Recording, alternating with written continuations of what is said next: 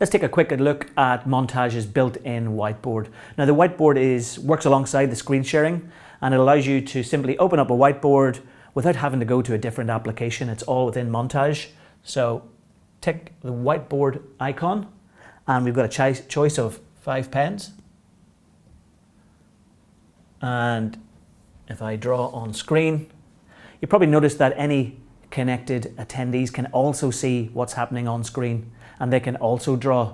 So there's two-way annotation from presenter or teacher to student or attendee.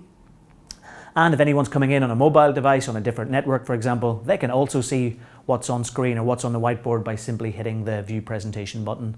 Again, this is all designed to allow you to teach and share your screen and present without having to move from across different applications.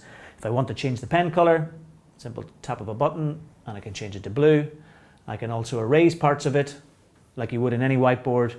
I can also clear. And that takes us back to a blank canvas. So that's a quick overview of how to use the built-in whiteboard functionality within Montage as an additive to your teaching and presenting.